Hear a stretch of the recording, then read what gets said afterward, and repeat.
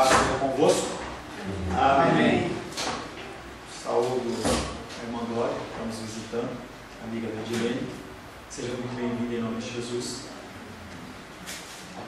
Vivemos um tempo como nunca houve na igreja. Milhares e milhares de pessoas convertidas. Estava conversando com o irmão Cláudio hoje. Muitas igrejas para todo quanto é lado. Mas na verdade nós vemos poucos cristãos. O cristianismo não é de uma forma nominal. Não é e nunca foi. Ser cristão não é ter uma carteirinha. Ser cristão não é você frequentar uma igreja dominicalmente. Ser cristão é mudança de vida. Amém. E o que nós vemos é que não tem essa mudança.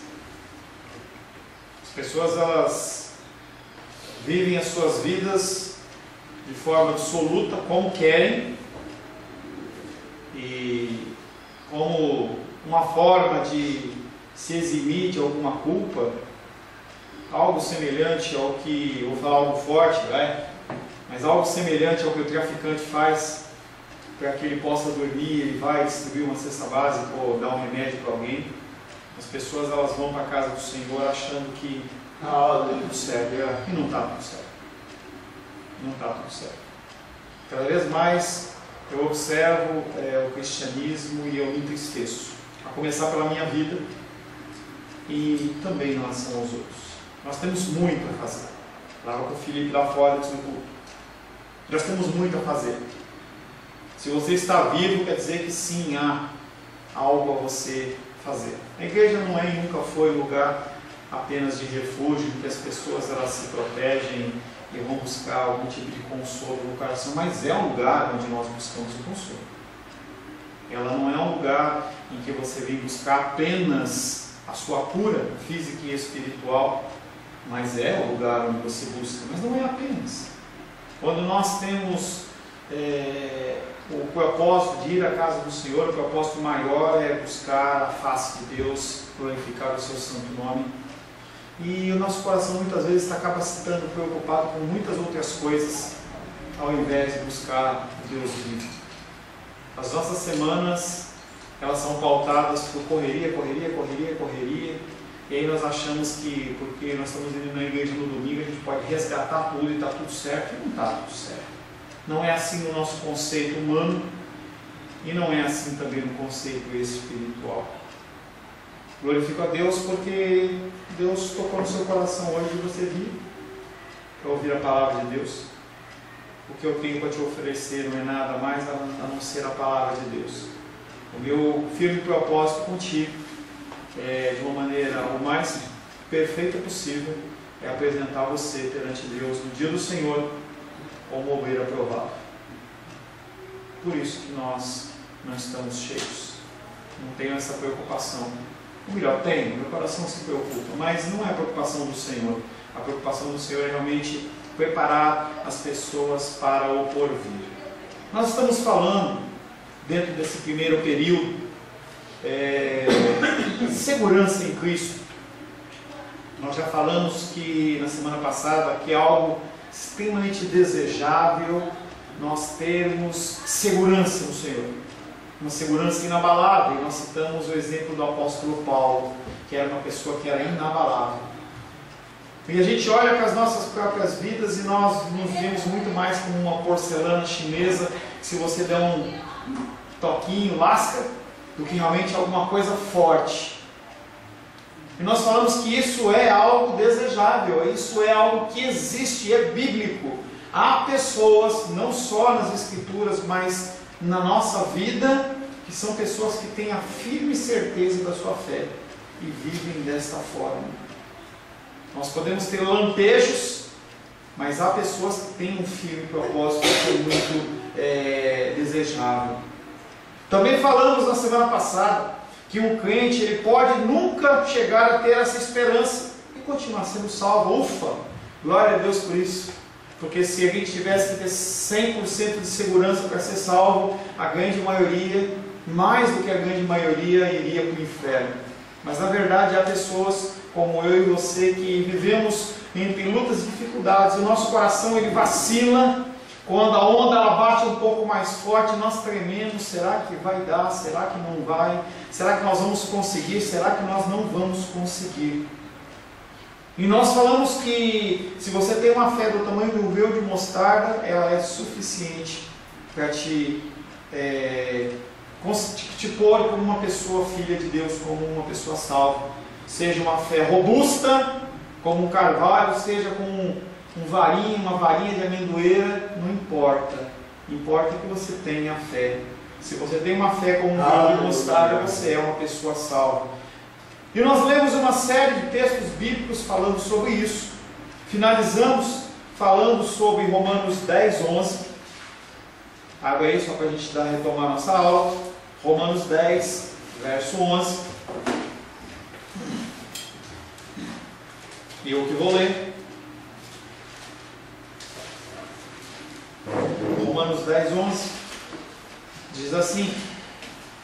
Mateus, Marcos, Lucas, João. Atos, Romanos 10, 11. Porquanto a Escritura diz, e conforme nós já temos falado, a Escritura ela é a palavra de Deus, ela não contém, ela é o próprio Jesus Cristo, ele é o próprio Deus vivo, é a revelação do Senhor para nós e diz: todo aquele que nele crê não será confundido. Se você crê em Cristo, não haverá confusão na sua vida. Você pode titubear, pode tremer, mas em algum momento aquela verdade ela te chocalha, te sacode e você acorda. Você não fica confundido.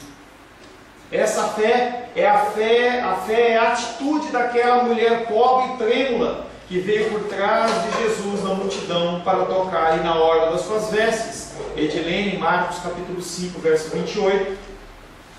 Marcos 5, 28.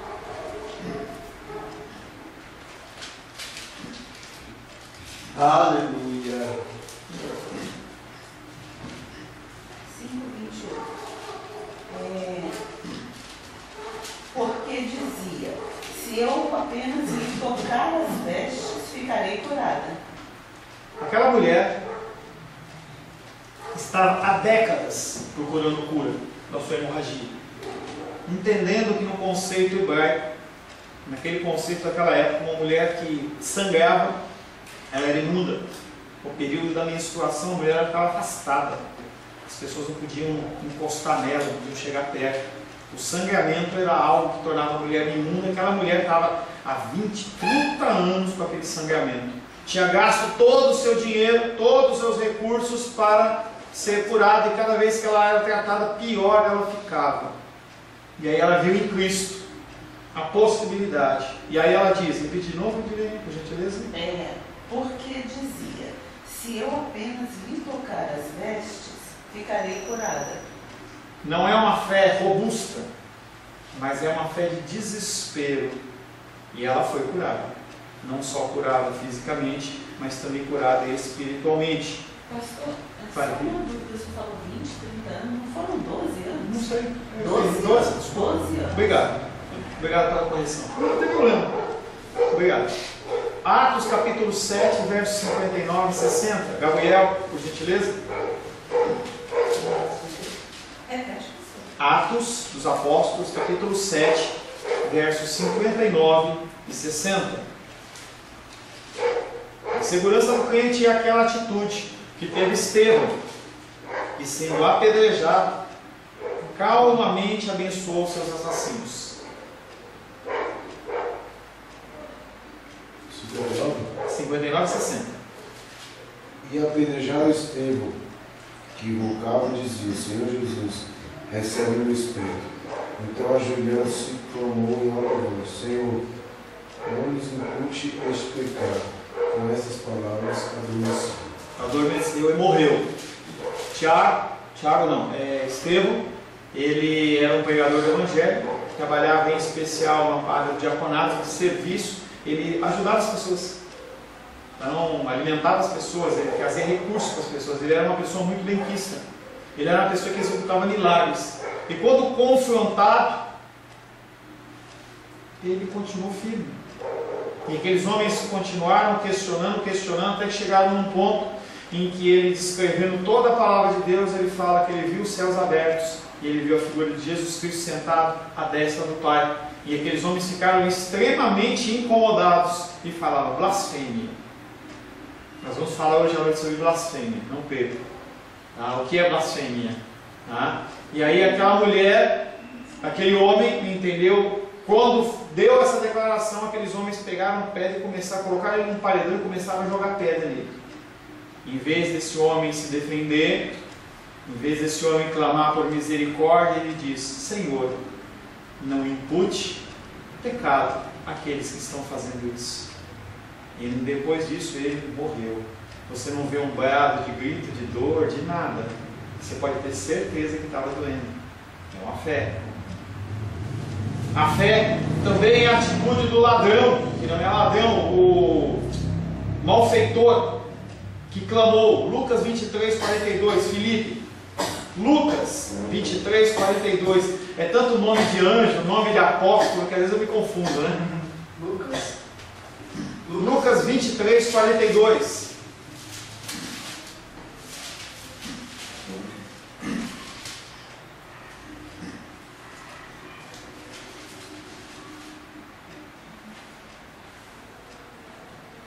Pode ler, Felipe. É em 40 e... Lucas 23, 42. 42, né? E acrescentou Jesus: lembra-te de mim quando vieres no teu reino. Aquele homem tinha sido colocado na cruz, ele não é ladrão, não se crucificava ladrão, essa pessoa está errada.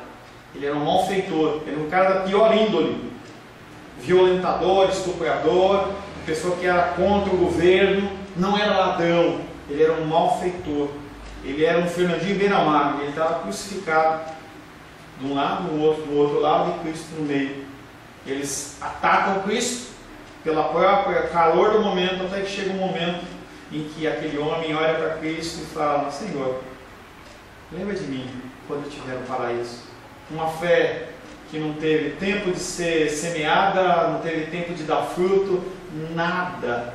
E a resposta de Cristo é: hoje mesmo estarás comigo no paraíso. Aleluia. Amém.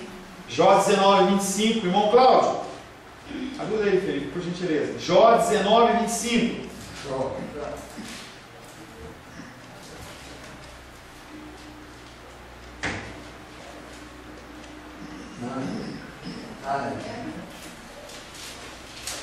A segurança do crente é a atitude que teve Jó, assentado no pó, recoberto de feridas, mas afirmando. Jó 19, 25. Porque eu sei que o meu Redentor vive, e que por fim se levantará sobre a terra. Jó havia perdido todos os seus 10, 15, 20 filhos, sei lá quantos filhos ele tinha.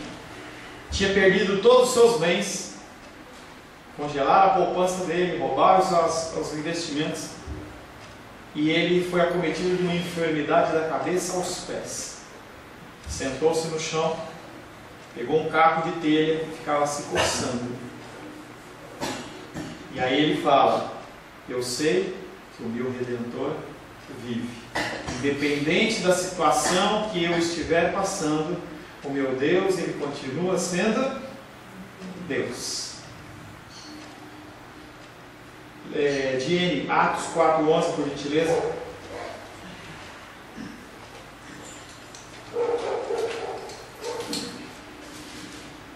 Atos 4, 11 e 12.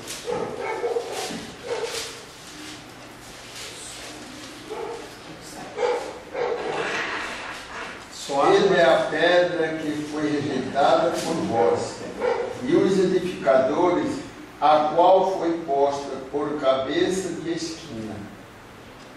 Em nenhum outro há salvação, porque também debaixo do céu nenhum outro nome há dado entre os homens, pelo qual devamos ser salvos.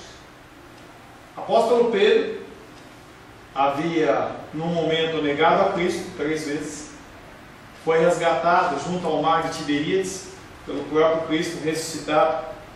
Em outra passagem, ele está vendo Cristo andar sobre as águas e ele fala: me chama, se é o Senhor, me chama. Vai andando, aí a hora que bate uma onda, ai, Jesus me ajuda.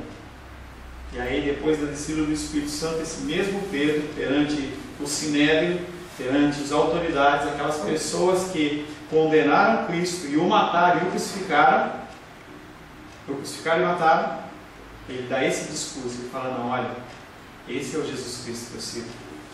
Ele está demonstrando a fé dele. A fé é vida. Fé é vida. Não é fé na cena, não é fé no salário, não é fé no casamento, é fé no Senhor. Essa fé é vida. Quão grande é essa bênção? Quem pode compreender ou descrever o abismo que há entre a vida e a morte? Como que a gente pode descrever um abismo que existe tanto na vida física como espiritual e a morte? As pessoas andam aí fora mortas, não conseguem enxergar. A única coisa que elas olham é o próximo dia, é o próximo momento. Muitos de nós fazemos isso. A gente só consegue olhar o próximo dia de trabalho, a próxima ação. Se eu não fizer, eu não como. Se eu não fizer, eu não pago o meu aluguel. E aí as pessoas entram num círculo vicioso de vida em que a fé é colocada de lado. A fé fica apenas uma coisa para você ir no dia do domingo. Que engano! Que engano! Se hoje você foi internado no hospital e você precisar pagar um tratamento em uma semana, qualquer recurso que você granjeou por 10, 20 anos, é só uma doença que você tiver que ser tratada, que não está no plano de saúde, que você paga, se você tiver, que acabou seus recursos. Titia me falou ontem: olha, eu vou fazer um exame e tal, mas o exame de sangue, não sei das quantas lá, não está coberto pelo plano. Eu paguei R$40. E se fosse 50 mil? E se fosse 100 mil? E se fosse 500 mil? Ninguém está alheio a esse tipo de coisa. Nós estamos vendo aí o julgamento no nosso país, independente da sua postura política ou não, se é certo ou se é errado, a gente está sendo testemunha ocular de algo que nunca aconteceu no Brasil. Nunca aconteceu. Há uns meses atrás estava até tendo uma série na Globo falando sobre essa bagunça que é de roubo e corrupção desde a época do Império. Sei lá o nome da série, nem assisti, só lembro desse tema. Nós nunca vimos o que aconteceu agora. Ou seja, tudo pode acontecer. Acho que isso estava profetizado há alguns anos atrás. Alguém profetizou. Profetizado estava, irmã dos Reis, desde antes da fundação do mundo. Porque quem define as normas e regulamento das coisas que tem que acontecer chama-se Deus, não é homem. E a coisa ela caminha até o ponto que o Senhor permite. Quando diz não, acabou, acabou. Seja para a minha vida e para a sua vida. E nesse contexto a gente tem que se posicionar antes que venha o comando. Porque nós somos inteligentes o bastante para saber ler as Escrituras, interpretar e colocar em prática a nossa vida, e nós não fazemos. Nós agimos como tolos, como bestas selvagens. Porque a gente sabe o que tem que fazer e não faz. Eu sei que a minha esposa gosta da louça limpa. Se eu deixo a louça de um dia para o outro, eu estou querendo arranjar confusão. Ou seja, eu vou lá e lavo. Mas nós, no âmbito espiritual, nós não conseguimos discernir essas coisas. Não, eu tenho que fazer, eu tenho que trabalhar, eu tenho, é uma coisa que eu mesmo sinto. E nós temos que abandonar esse sentido. Não de não trabalhar, e não, mas sim de você achar que você é dependente de um sistema. Não somos. Nós vivemos acima dele, porque o nosso Redentor vive. Amém. Enquanto a gente ficar dependendo desse sistema, A gente está morrendo dia após dia, após dia, após dia, após dia. E morremos nós e os nossos entes queridos, que dependem de nós. A fé é vida. Quem pode compreender e descrever o abismo que há entre a vida e a morte? E no entanto a vida pode ser fraca, enferma, doentia, dolorosa, provada, ansiosa, cansativa, sobrecarregada, destituída de alegria, sem sorrisos até o fim. Miserável vida, mas no fim, ao resgate. Ponto. A situação que você vem a viver na terra não quer dizer que você vai viver isso na eternidade.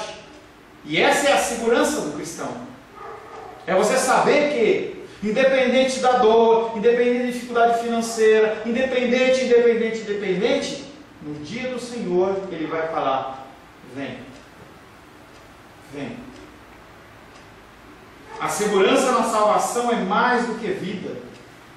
Ela é saúde, força, poder, vigor, atividade, energia, beleza.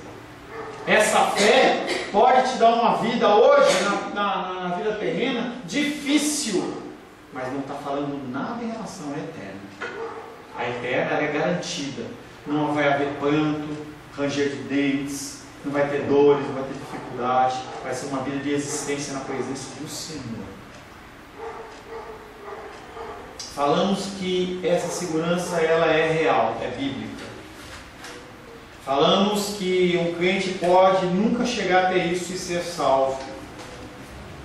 E aí nós vamos falar agora sobre razões, entre essas que nós já falamos, outras. Razões pelas quais a plena certeza da esperança é desejável, é extremamente desejável. É algo que você tem que buscar, essa certeza no teu coração. É uma certeza no coração que vai te afastar de muitos dissabores, muitas dúvidas, muitas úlceras, gastrites, depressões, transtornos de qualquer sorte ou espécie. Rivotril e Ritalina vão passar longe de você, porque você tem segurança no coração. E eu já falei para vocês que há sim enfermidades como essas que têm que ser tratadas, mas são enfermidades biológicas. Não enfermidades emocionais, porque você não está confiando, você está tristinho por algum momento. Ah, meu namorado, ele brigou comigo, então eu vou me matar. A minha namorada me abandonou, então eu vou cortar os pulsos. Isso é muito doido. Isso é muito doido. A pessoa ela coloca toda a certeza da vida dela, de felicidade na vida do outro. Pessoas casam para ser felizes e passam uma vida miserável, porque aquela pessoa nunca vai retribuir aquilo que ela espera, porque ela também está esperando receber algo em troca. Nós já falamos isso. Apesar de não ser essencial essa segurança, porque eu já falei que se você não tiver ela, você vai passar uma vida sofrendo, mas no final você vai ser salvo. É algo desejável, que nos tira do marasmo. Sim, quando você tem certeza, você sabe que vale a pena lutar. Quando você vê aqueles filmes de guerra, em especial os mais antigos, tem alguém batendo um tambor, tum, tum, tum, chama negócio, dão gritos de guerra, brados de guerra, trombetas sendo tocadas. Lembra quando o cara vai lá na guerra, aquela corneta, no povo de Israel tocava-se chofar. Para que isso? Para que isso? Para dar em você a certeza de que aquilo vale a pena. Se você acha que você é o mais miserável de todos, não há segurança nenhuma na salvação, você vive cada vez mais murcho. Não vou conseguir, não vai dar, isso não é para mim. Essa vida espiritual que o pastor Paulo está falando, não é para mim, que eu não consigo ler, que eu não consigo orar. Quando você se enche dessa certeza, você movimenta. É algo que eu faço com alguns de vocês. E aí? Não consigo? Consegue? Parece algo até monstruoso. Parece até uma coisa desrespeitosa. Mas eu tenho que pôr a pessoa para caminhar. Porque se deixar, ela vai ficando quietinha, entra no cantinho, entra naquela posição fetal, que nem de bebezinho, e morre. Não pode deixar. Essa certeza ela tem que ser injetada nas nossas veias. Se olhar para si mesmo assim como um homem, não consegue mesmo. Não consegue. Se olhar para você, Deus não dá essa graça, você consegue caminhar. Imagina você hoje falar assim, bom, eu que nem eu, saí lá de São Paulo com a minha gráfica, agora eu vou sair de lá e vou para Brasília e vou viver segundo a vontade dos irmãos e das irmãs de dar o dízimo oferta. Isso é loucura. Não é algo que nasceu do meu coração, é algo que nasceu do coração de Deus. E o coração nosso fica inundado nessa certeza em que você fala assim, não há outra saída. Por mais que eu queira, por mais que eu deseje, não há outra saída. A saída é essa, é seguir o caminho do Senhor. Apesar de não essencial, é algo desejável, pois nos tira do marasmo, da comodidade espiritual. E nós temos ficado cômodos espiritualmente. Aleluia. Porque se você olha o cristianismo hoje, você fala, eu estou bem demais. Eu estou bem demais. Eu não preciso fazer mais nada. O irmão não consegue achar o livro de Filemão na Bíblia, eu acho. Eu estou bem pra caramba. O outro vai para o inferno. E daqui a pouco, lembra a história? Tem uma fábula que conta a história da corrida do coelho e da tartaruga. Não lembra dessa história? É uma fábula. E aí a tartaruga treinou e falou assim, coelho, eu quero desafiar você para uma corrida. 10 quilômetros. Vamos? O coelho dá risada. Aí o coelho, na hora da largada, está lá a tartaruga e o coelho. E o coelho sai correndo. Aí ele fala, poxa, eu já corri 5 quilômetros, eu não consigo nem ver. Vou dar um cochilo. E a tartaruguinha, passou 1 hora, 2 horas, o cara dando um cochilinho lá, debaixo da sombra. A hora que ele assusta, ele vê a tartaruga passando, opa! Ah, está perto de chegar, vou descansar mais um pouquinho. Quando ele acordou, já era. A tartaruguinha, ó, foi embora. A gente acha que a gente está bem espiritualmente, mas quando chega o momento da luta e da dificuldade, da tribulação, ela nos pega de uma surpresa tão grande que a gente não sabe nem como lidar com isso.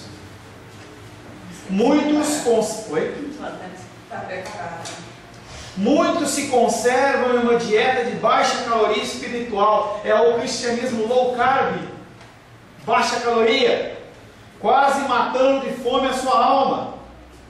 Não lê, não estuda, não dedica oração, não tem mais tempo com o Senhor. Tudo é comum. Eu já li a Bíblia, eu já sei o que tem aqui dentro. João capítulo 16, verso 24. Edilene, por gentileza. Evangelho de João, capítulo 16, verso 24.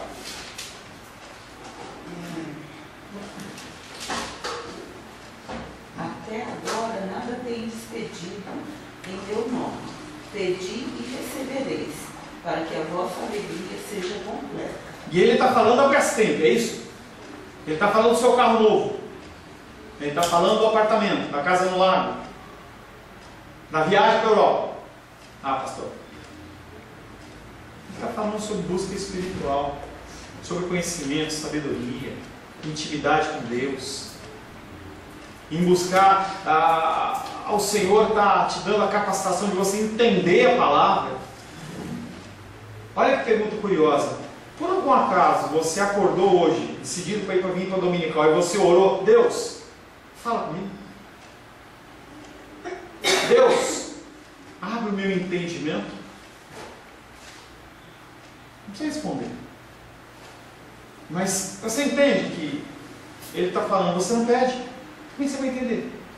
Você não pede força para ler a palavra, como é que você vai ter? É o que a Jenny falou. Nós, pelas nossas forças, nós não conseguimos, nem temos vontade.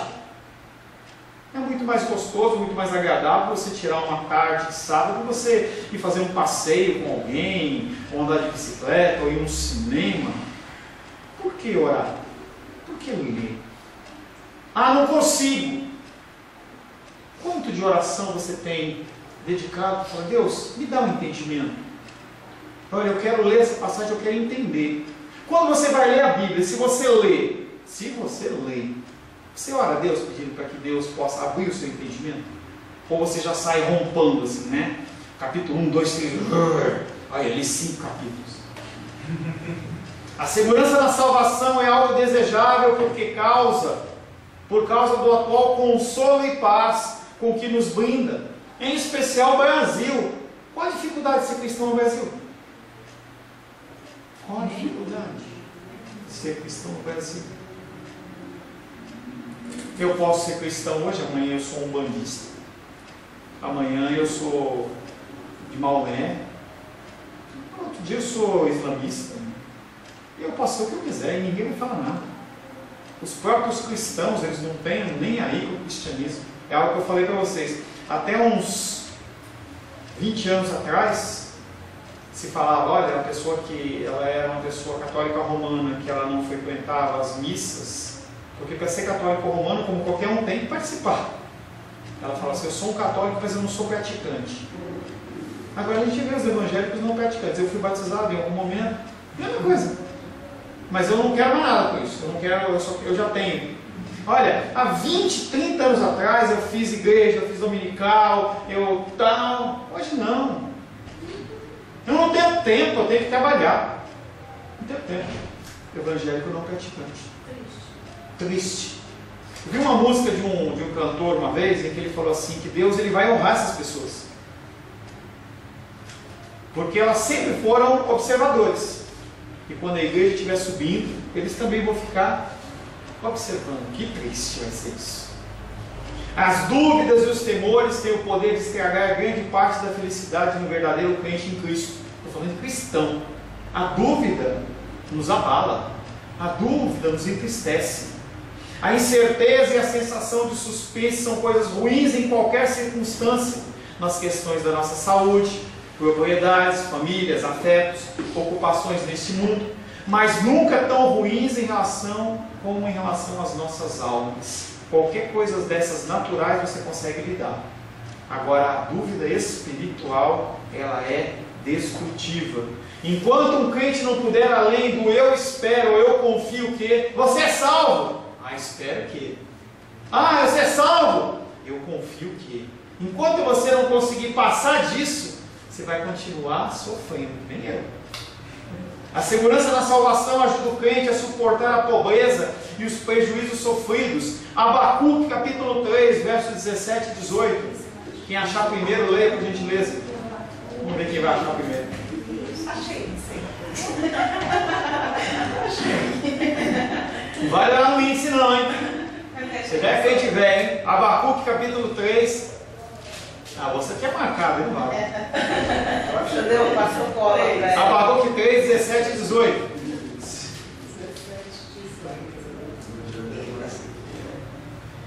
Porque a figueira não dará fruto e não haverá fruto nas vinhas. Decepcionará o produto da oliveira. E os campos não darão de comer as ovelhas, desaparecerão do aprisco, e não haverá gados nos estábulos. Eu, porém, me alegrarei em Yahvé, exultarei no Deus de minha salvação. Yahvé é meu Deus e a minha força. Capítulo 19. Torna meus pés semelhantes aos da gazela. Só 18, hein? Só 18? É. Na minha versão, a versão mais bíblica, né? Ainda que a figueira não floresça, nem haja fruto na vide, o produto da oliveira minta, os campos não produzam mantimento, as ovelhas sejam arrebatadas do aprisco e nos currais não haja gado, todavia eu me alegro no Senhor, exulto no Deus da minha salvação. Cidade sendo tomada e destruída, o profeta tem uma visão de tudo acabando, sem mantimento, de nenhuma sorte a espécie, espada comendo solta, os familiares dele morrendo, e ele fala, mesmo assim, eu me alegro no Senhor, exulto é muito mais que alegria, exulto no Deus da minha salvação. Aquele homem, ele sabia que independente da situação que estava acontecendo, Deus está no controle. Por que isso não é assim? Mas a gente busca, a gente pede, a gente quer. Porque uma coisa é você desejar, e outra coisa é você fazer algo para completar. Eu quero ter uma boa forma, mas eu não vou na academia, eu não caminho. Antes de dormir eu bato um pé de macarrão. Coca-Cola eu tomo de 2 litros. Como que você vai ter saúde? Vai na confeitaria, detona todos os doces.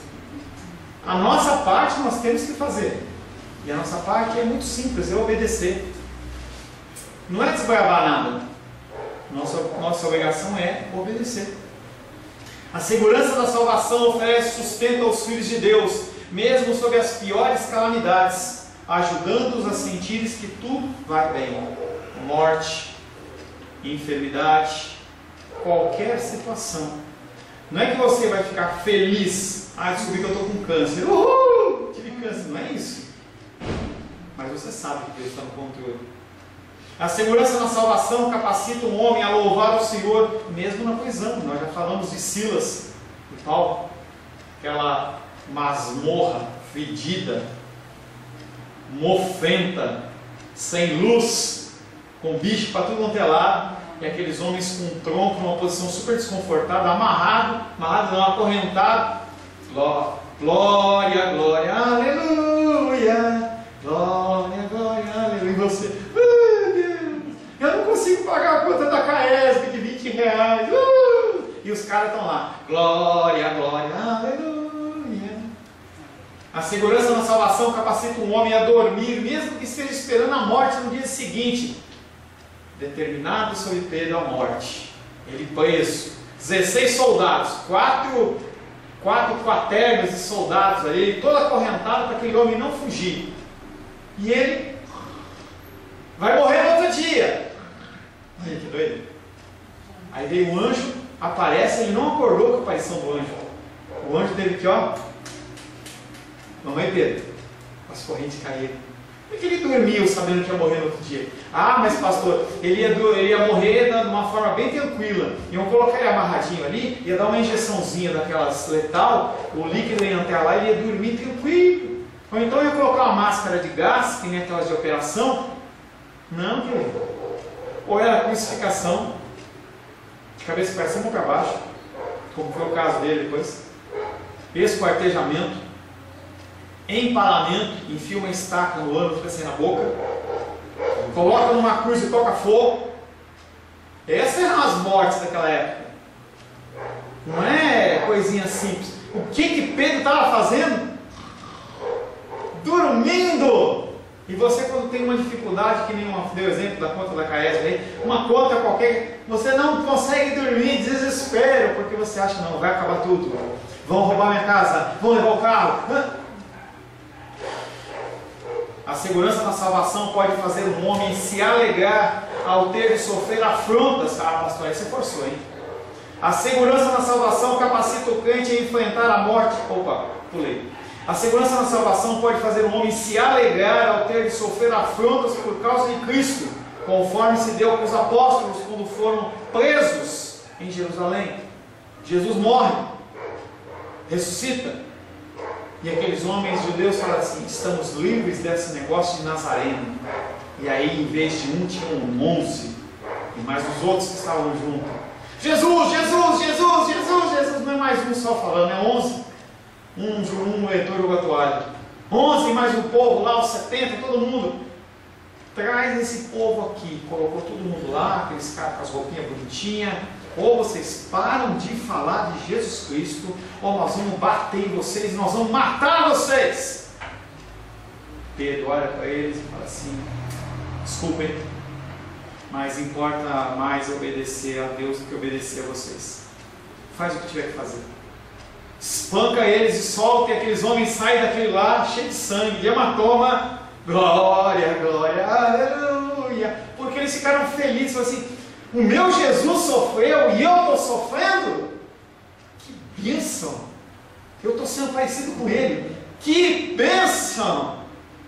É uma tarefa que eu tenho dado para a Edilene, de ouvir de novo o Sermão no Monte. Ela vai chegar nesse ponto, em que a gente chega num ponto em que fala assim: o que eu estou passando é por amor a Cristo. É por amor a Cristo. A segurança na salvação capacita o crente em enfrentar a morte mais violenta, como nós já falamos de Estevão. A segurança na salvação dá força a um cristão que padece dores ou enfermidade, preparando-lhe o leito e suavizando-lhe o travesseiro no leito de morte. Ou não. Dor, dificuldade. A Lourdes mandou uma mensagem agora para mim aqui. Não consegui ir. Muita dor. Por favor, me ajude em oração para que eu vá à noite. Ela crê que agora ela não pode estar aqui no culto, mas ela crê que se nós orarmos, ela vai ser capacitada a vir à noite. Aleluia. Segurança. Mas não deu para vir. Não deu para vir. Não deu para vir, não deu para vir. Mas eu faço o que eu posso. Romanos 8, eu gosto demais desse versículo, a gente tem lido bastante ele, para a gente finalizar. Romanos 8, 38 e 39.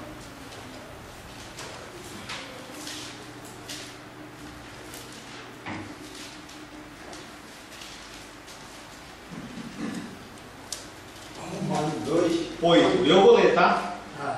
Romanos 8, eu vou ler. 38 e 39. Assim diz a palavra de Deus. Porque eu estou bem certo, apóstolo Paulo, escrevendo para a carta para Roma, para a igreja de Roma, já estava preso, porque estou bem certo de que nem a morte nem a vida, nem os anjos nem os principados, nem as coisas do presente nem do porvir, nem os poderes, nem a altura, nem a profundidade, nem qualquer outra criatura poderá nos separar do amor de Deus que está em Cristo Jesus, nosso Senhor. E aí, apóstolo Paulo ele faz um resumo para você entender que nenhuma dificuldade que você possa passar pode te separar do amor de Deus. Ele faz um resumo muito legal. Nem a morte nem a vida. Ele está falando sobre morte física. A vida, a tua vida, o andar da sua vida não te pode separar do amor de Deus. Não depende de você. A morte física não pode separar você de Deus, porque não depende de você. É Ele que te amou primeiro. O amor dele é incondicional, é imutável. Nós vamos falar depois no período sobre essa independência, mais um pouco sobre a independência de Deus. Nem anjo, porque anjo é criatura, está abaixo de Deus. Nem principado, as forças espirituais malignas e demoníacas mais fortes, nem ela. Nem as coisas do presente, sua necessidade de comida, de moradia, de transporte, de qualquer coisa. Nem as coisas do presente, nem do porvir. Amanhã, será que eu me aposento? Será que eu vou ter dinheiro para pagar minhas contas? Será que alguém vai cuidar de mim? Nem os poderes, nem Lula, nem Dilma, nem Donald Trump, nem o cara da Coreia do Norte, ninguém. Nem a altura mais alta, nem a profundidade mais profunda. Aleluia.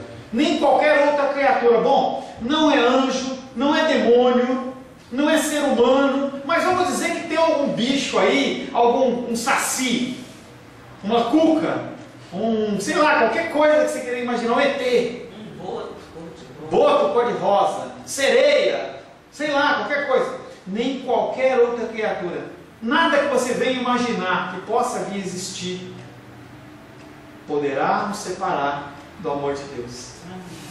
Porque nós estamos em quem? Cristo, em Jesus. Ele morreu por mim e por você. O sangue dele, você não consegue ver, mas você está vermelhinho. Sangue do Cordeiro. Vermelhinho. Se você pudesse olhar a sua mão, o seu corpo espiritualmente, você ia ver que está todo vermelho. Vermelho, o sangue do Cordeiro. Porque Jesus Cristo, quando Deus olha para você, Ele não vê você. Ele vê Jesus. Ele vê Jesus. Amém. Senhor Deus, te agradecemos, Pai, porque podemos mais uma vez estar na Tua casa falando sobre a segurança em Cristo. Confessamos a Ti, Pai, que é um tema muito difícil para nós. Porque todo e qualquer evento, toda e qualquer onda, toda e qualquer dificuldade geram dúvida no nosso coração, gera dúvida no nosso coração. Mas nós sabemos que Tu és infinitamente mais poderoso de fazer do que nós podemos pedir ou pensar ou imaginar. Por isso, colocamos a nossa vida nas Tuas mãos, pedindo a Ti que o Senhor gere no nosso coração a certeza da salvação, a certeza, Pai, de que as lutas e dificuldades, elas não podem nos alcançar. E se alcançar, o Senhor nos dará o sustento, o Senhor nos dará o cuidado e o amor. Aproveitamos, Pai, para pedir a Ti que o Senhor possa derramar a Tua graça sobre a vida da Lourdinha, que não pôde estar conosco agora pela manhã. Ela tem fé, Pai querido, que a oração pode ajudá-la, Pai, a ter forças. Pedimos que o Senhor possa retirar dela toda a dor, que o Senhor possa, Pai querido, trazer o alívio das dores, para que, segundo a Tua graça e a Tua misericórdia, ela possa vir para congregar, para ouvir da Tua palavra, Pai. Nos abençoa, é o que te pedimos, Pai, em nome de Jesus. Amém. Amém. Amém.